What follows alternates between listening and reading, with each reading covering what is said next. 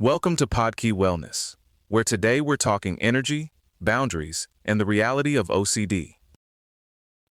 Some days the most useful wellness advice is surprisingly small. Pause before you react. Notice what's already working, and pick one next step. And then there are the bigger conversations, like what OCD actually is, why it can take over someone's day, and what treatments seem to help most. A good place to start is with the present moment, especially if you're tired enough that everything feels like one long to-do list. One simple reset is to stop and name 3 things going well right now. Not perfect, not life-changing, just good. Coffee's hot, the email got sent, your body got out of bed. Ordinary wins still count. That kind of noticing can interrupt exhaustion because it shifts attention out of pure survival mode. There's also this reminder to actually savor the moment you're in.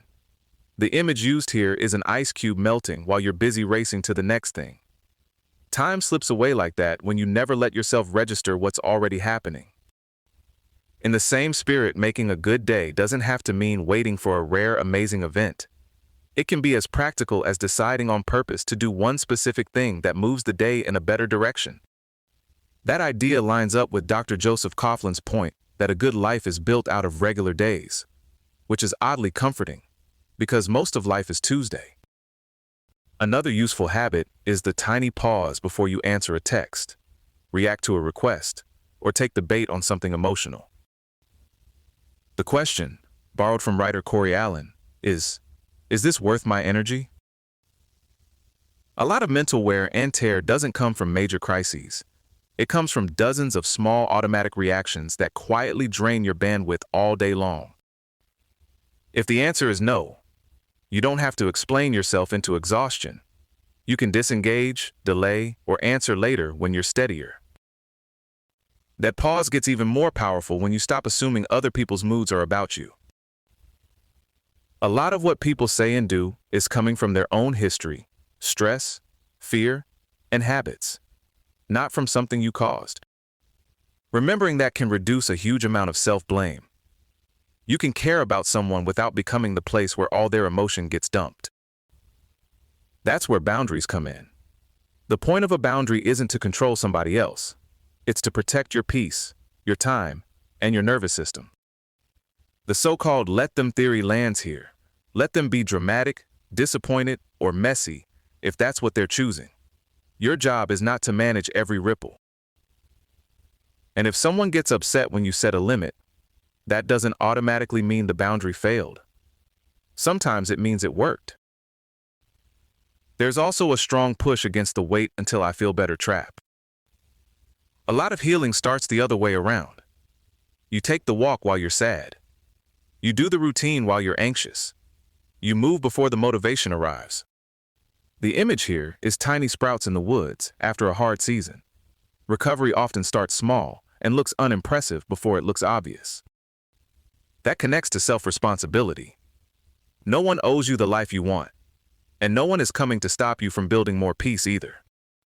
You may not be able to rewrite what already happened, but you do get to choose the next action. A pause, a boundary, a glass of water, a short walk, one honest email. Small decisions stack up into a different story over time. That matters a lot for caregivers too, because exhaustion often grows out of trying to hold everyone else together while chasing some invisible standard of perfection. Rest and peace are not prizes you earn after you've done enough.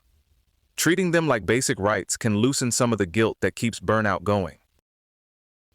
On the mental health side, it's worth spending a minute on OCD, because it's often misunderstood and casually mislabeled. Current estimates put true OCD somewhere around 2.5 to 4% of the population, and it's considered one of the most debilitating illnesses overall, with major effects on daily life and work. Clinicians often group symptoms into checking, repetition, and order-related patterns. That can look like repeatedly checking locks, counting or repeating routines, or needing objects aligned in a very exact way. And the order category isn't just about liking things neat. It can involve a painful sense of incompleteness or contamination disgust, where not doing the ritual creates intense anxiety. The hard part is that compulsions work just well enough in the moment to keep the cycle alive. You do the checking or repeating, anxiety drops briefly, and your brain learns that the obsession must have been important. So the intrusive thought comes back stronger, and the compulsion starts taking up more and more of the day. Neuroimaging points to hyperactivity in what's called the corticostriatal thalamic loop, a circuit involved in perception, action selection, and filtering what gets through. When that loop is dysregulated, it may help explain why intrusive thoughts feel sticky and why compulsive behaviors become so hard to resist. Medication can help some people. SSRIs reduce OCD symptom severity for many patients and also seem to reduce activity in that same brain circuit. But the effect is modest for plenty of people.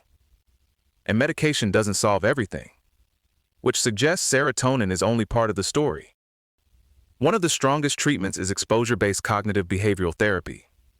The idea is simple to say and hard to do. Face the anxiety trigger fully, and then don't do the usual compulsion.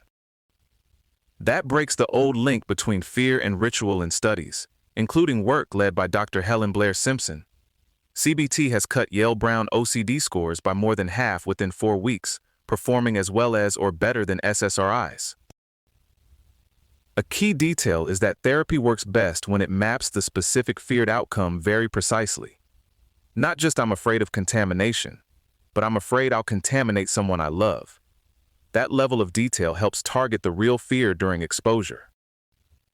Mindfulness can also help, not by erasing obsessions directly, but by improving focus during exposures and helping people stick with CBT homework. It's more of a support tool for learning anxiety tolerance. A few other areas are interesting, but still less settled. Twin studies suggest OCD has a substantial genetic component, around 40 to 50% of risk variance.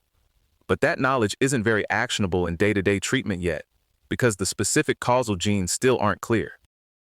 Small studies on transcranial magnetic stimulation, or TMS, have reported reductions in compulsive behaviors after targeting motor-related brain regions, but the evidence is still preliminary and needs larger controlled trials.